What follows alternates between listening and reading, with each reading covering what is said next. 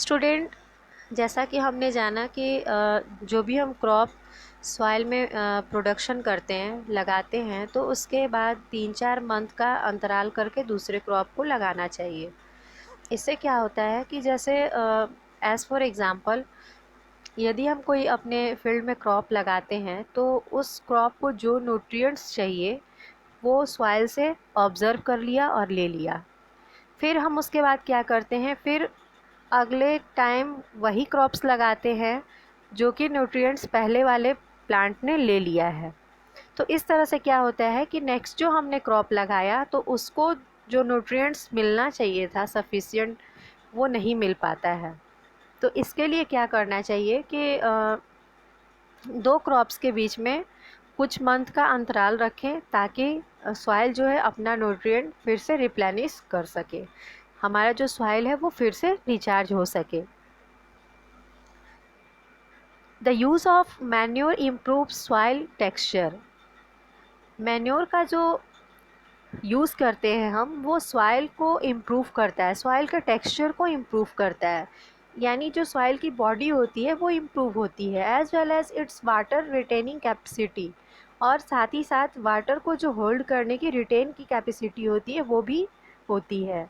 It replenish the soil with all the nutrients. और जितने भी न्यूट्रिएंट्स होते हैं वो मैन्योर के द्वारा मिट्टी को मिलती है, और मिट्टी हमारी जो होती है वो रिप्लेनिश होती जाती है। सभी मामलों में उसे हर तरह के न्यूट्रिएंट्स मिलते रहते हैं।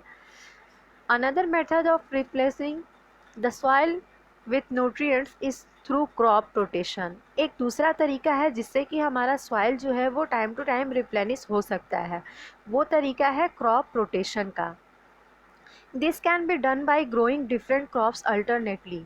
और ये कैसे हो सकता है, तो जब हम क्रॉप्स को अल्टरनेट करके, मतलब एक क्रॉप्स उसके बाद दूसरे तरह का क्रॉप, फिर अलग तरह का क्रॉप जैसे ही लगाते जाएंगे, यानी अल्टरनेट वे में जब हम क्रॉप को लगाएंगे तो इससे हमारा सॉइल का जो रिप्लेनिशिंग है, रिचार्ज जो है वो होता रहेगा।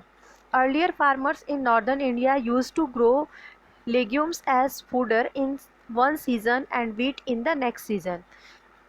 आपने सुना होगा पुराने समय में जो किसान होते थे, जैसे एक बार उन्होंने वीट का क्रॉप्स लगाया तो फिर उसके बाद में सॉइल के न्यूट्रिएंट्स को बरकरार रखने के लिए वो किसी दलहन फसल को लगाते थे, यानी दाल वाले क्रॉप्स को लगाते थे, और फिर उसके बाद में फिर वीट क्रॉप्स को लगाते थे। तो इस तरह से वीट का जो क्रॉप हुआ वो सॉइल से अलग तरह के न्यूट्रिएंट्स को लेता है, और जो हमारे दाल वाले क्रॉप्स होते हैं वो सॉइल से अलग तरह के न्यूट्रिएंट्स को ऑब्जर्व करते हैं। तो इस तरह से दोनों ही प्लांट को अपना अपना न्यूट्रिएंट्स भी मिलता रह गया, और सॉइल का जो न्यूट्रिएंट्स है वो भी बरकरार रह गया। Farmers are being encourage to adopt this practice. आज के समय में भी फार्मर्स को इस तरह की प्रैक्टिस को करना चाहिए ताकि मिट्टी का जो न्यूट्रिएंट्स है वो बरकरार रखें। In the previous classes you have learned about rhizobium bacteria. आपने पिछले क्लास में राइजोबियम और बैक्टीरिया के बारे में पढ़ा होगा। These are present in the nodules of roots of leguminous plant. ये जो होते हैं राइजोबियम और बैक्टीरिया, ये लेगुमिनस प्लांट के नोड्यूल्स में प्रेजेंट होते हैं। They fix atmospheric nitrogen. और ये जो होते हैं इन्वायरमेंट जो 78% नाइट्रोजन जो अवेलेबल है उसको सॉइल में फिक्स करने का वर्क करते हैं। तो इस तरह से हमें ये जानना है कि फर्टिलाइज़र और मैन्योर में क्या क्या डिफरेंस है, क्या क्या सिमिलैरिटीज़ हैं, तो इसके बारे में हम लोग जानेंगे। फर्टिलाइज़र जो होता है, fertiliser is an inorganic salt. Fertiliser जो होता है वो इनऑर्गेनिक सॉल्ट होता है, और मैन्योर जो होता है वो natural substance obtained by the decomposition of cattle dung, human waste and plant reduces.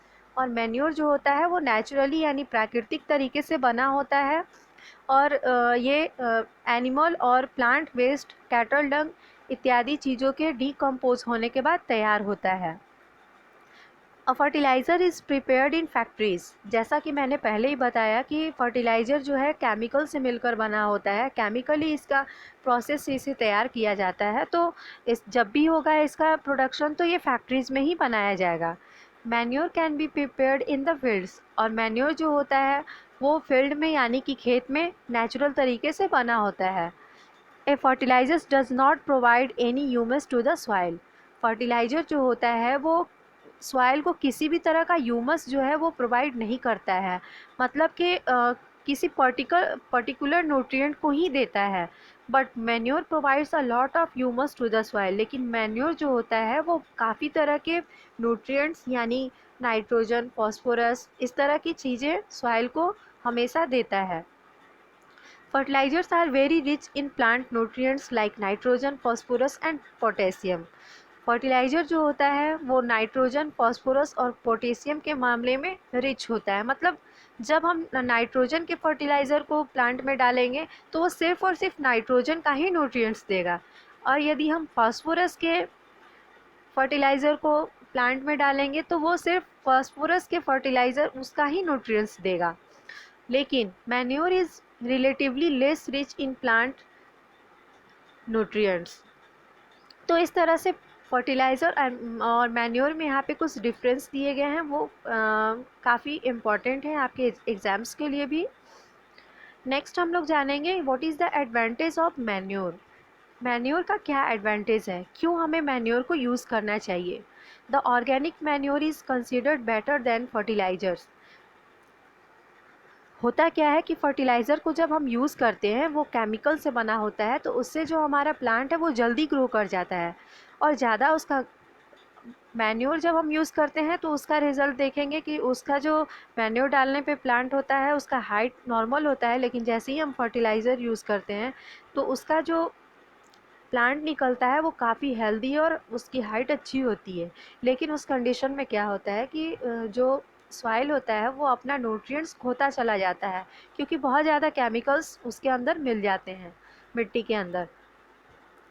It enhances the water holding capacity of the soil. लेकिन मैन्योर जो है उस फर्टिलाइज़र के कंपैरिजन में काफ़ी बेटर है। ये जो होता है वाटर होल्डिंग कैपेसिटी को बनाए रखता है, यानी सॉइल में जो वाटर होल्डिंग कैपेसिटी होती है, पानी को रोक करके रखने की क्षमता, वो बरकरार रहती है। It makes the soil porous due to which exchanges of gases becomes easy. जैसा कि जानते हैं मिट्टी में मतलब छेद होता है और मिट्टियाँ ढीली होती हैं, तो इससे क्या होता है मैन्योर का यूज़ करते हैं तो मिट्टी ढीली रहती है, और जिससे क्या होता है कि जो गैस होती है उसका एक्सचेंज जो होता है बिल्कुल ईजी तरीके से होता चला जाता है। It increases the number of friendly microbes. आप जानते हैं कि पहले से ही सॉइल में माइक्रो ऑर्गेनिज़म अवेलेबल है, और मैन्योर ऐड करने से क्या होता है कि जो हमारे माइक्रो ऑर्गेनिज़म हैं, जो फ्रेंडली माइक्रोब्स हैं, वो जो उनकी जो नंबर ऑफ वो हमेशा इंक्रीज़ होती रहती है, यानी कि बढ़ती रहती हैं। It improves the texture of the soil. Manure को ऐड करने से सॉइल में क्या होता है, सॉइल का जो टेक्सचर होता है, सॉइल की बॉडी जो होती है वो लगातार इम्प्रूव होती रहती है। In next video we will learn about irrigation.